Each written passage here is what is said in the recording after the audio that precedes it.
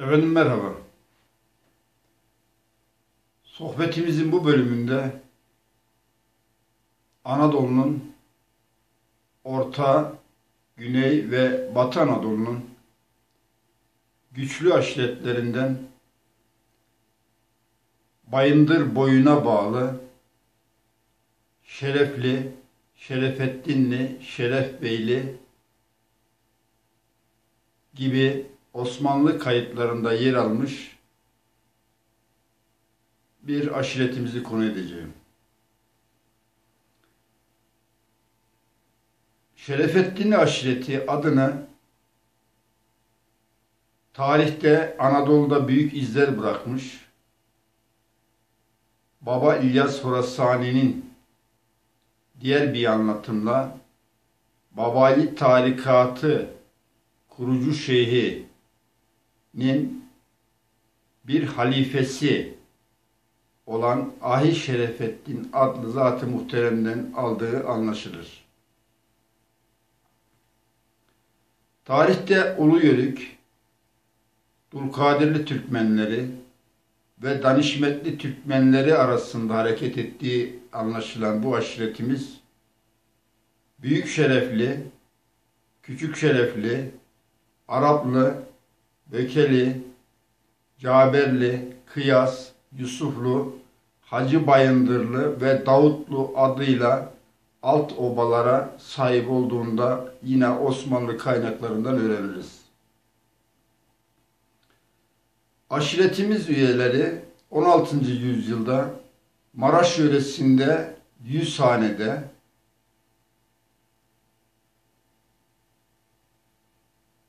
Yeni İl Kazası yani Sivas'a bağlı Yeni İl Kazası idari sahasında 400 hane civarında, Çankırı Eğikçam Yaylası civarında 42 hanede, Çorum Bayatözü Kazası idari sahasında, Bozok yani günümüzde Sungurlu ilçesinin eski ismi olan Budaközü civarında ve tarihte Zile Kazası, Tokat Zile Kazası'na bağlı olan günümüzde Çorum iline bağlı Hüseyinabad Kazası idari sahasında yurt tuttuklarını yine 16. yüzyıl kaynaklarından anlarız.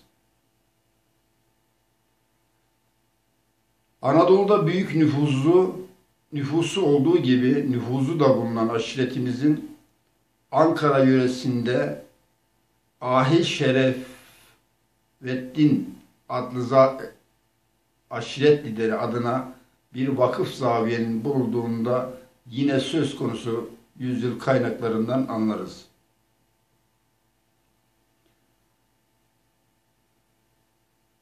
Tarihte pek çok Anadolu Türkmen aşireti gibi Osmanlı Devleti'ne muhalefet etmiş aşiretler gibi Rakka tescilline tabi tutulduğu anlaşılan bu aşiretimiz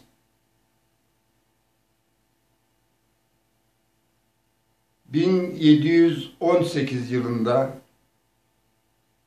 Karahisar-ı Sahip yani günümüzde Afyon Çölabat kazası idari sahasında kurulmuş birçok köye 200 hane civarıyla yerleştirdiğini tarihi kaynaklardan anlarız.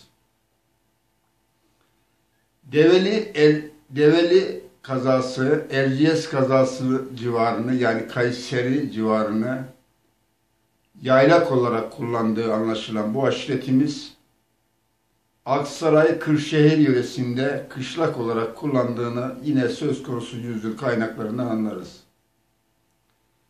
Aşiretimiz üyesine bağlı bazı obaların 1727 yılında Nevşehir'in yeni iskanı açılması, yeni şehirleşme sürecinde buraya iskanlarının yapıldığını görürüz. Söz konusu yüzyılda yani 1750-1720'li yıllarda Mamalı Türkmen aşiretiyle diğer bir anlatımla Çapanoğlu hanedanlığı ile hareket ettiği anlaşılan bu aşiretimiz üyeleri Yeni İl yani Sivas'a bağlı bir kazadır burası. Günümüzde lağvedilmiştir daha sonra bu kaza. Yeni İl Kazası idari sahasında Aksaray yöresinde, Koçhisar, Ankara Koçhisar yöresinde, Arapsun yöresinde Niğde burası, Karaman yöresinde, Akşehir yöresinde, idari sahasında yani pek çok köyde iskan ettiklerinde yine tarihi kaynaklardan anlarız.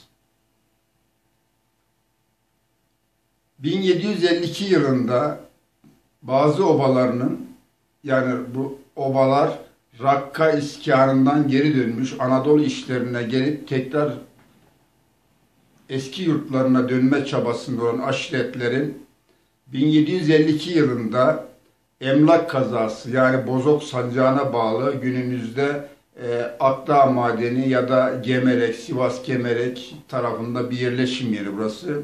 Emlak kazası idari sahasının işlemlerinin yapıldığı bazı obalarının Aksaray, Kırşehir, Koçhisar yöresinde bulunan şerefli Türkmen aşireti bölgesi olan geniş bir alandır.